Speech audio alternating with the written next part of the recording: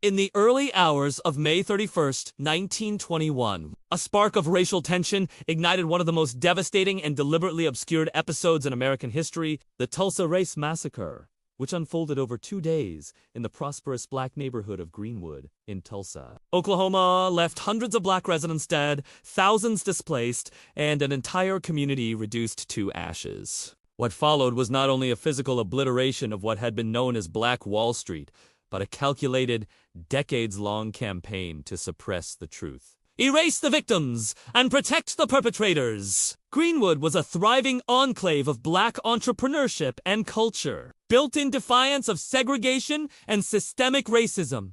It boasted banks, hotels, theaters, doctors' offices, and schools. Its success was a testament to black resilience and ingenuity in the face of Jim Crow oppression. But that prosperity also made it a target. On May 30th, 1921, a young black man named Dick Rowland was accused of assaulting a white elevator operator, Sarah Page. The details of the encounter remain murky, and Page herself later refused to press charges. Nevertheless, the accusation was enough to incite a white mob, fueled by sensationalist headlines and racial animus. By the evening of May 31st, white rioters, some deputized by local law enforcement, began attacking Greenwood. Armed with rifles, shotguns, and even machine guns, they looted homes and businesses, set fire to buildings, and shot indiscriminately at black residents. Eyewitnesses reported airplanes flying overhead, dropping incendiary devices and firing into the streets. The violence was not spontaneous, it was coordinated and carried out with military precision.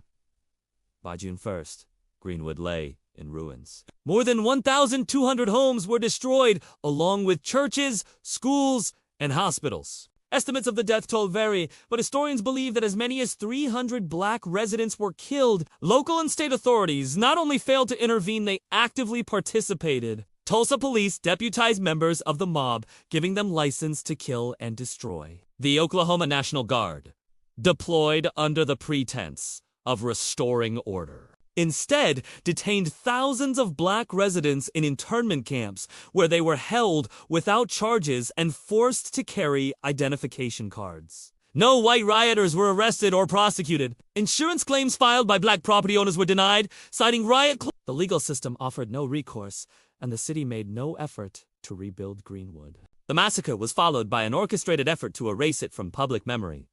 Police records were destroyed or altered. Newspaper articles were removed from archives. Official reports downplayed the violence or blamed the victims. Schools did not teach the event, and survivors were silenced by fear and trauma. For decades, the massacre was absent from textbooks, public discourse, and historical scholarship. It was as if Greenwood had never existed. This suppression was not accidental, it was strategic. Tulsa's white leadership feared the economic and political consequences of acknowledging the massacre. Reparations would have required accountability, and accountability would have exposed the complicity of law enforcement, government officials, and business leaders. Instead, the city chose denial. Survivors were left to rebuild on their own, often without compensation or support. Many left Tulsa altogether, their stories buried with them. It wasn't until the late 1990s that the truth began to reemerge. Survivors and descendants began speaking out,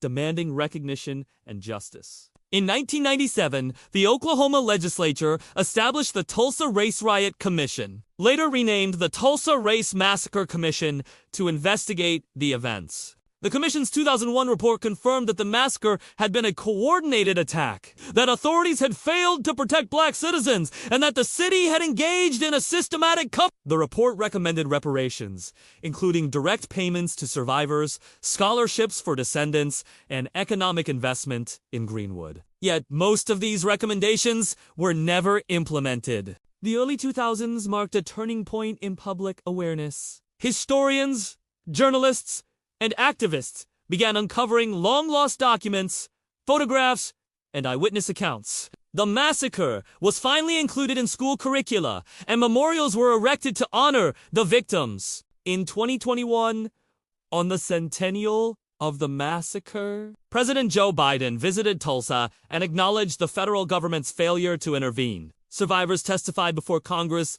calling for reparations and recognition. The massacre, once buried, had become a symbol of racial injustice and historical amnesia. Still, the fight for justice continues. Survivors and their families have filed lawsuits seeking compensation and accountability. The city of Tulsa has launched initiatives to revitalize Greenwood, but critics argue that these efforts fall short of true reparations. The massacre's legacy lives on in the economic disparities and systemic racism that persist in Tulsa and across the United States. The secrets of the Tulsa Race Massacre are not just about what happened in 1921, they are about what was hidden, denied, and forgotten. They reveal the lengths to which institutions will go to protect power and suppress truth. They expose the fragility of historical memory and the resilience of those who refuse to let it fade. Greenwood was more than a neighborhood. It was a vision of black prosperity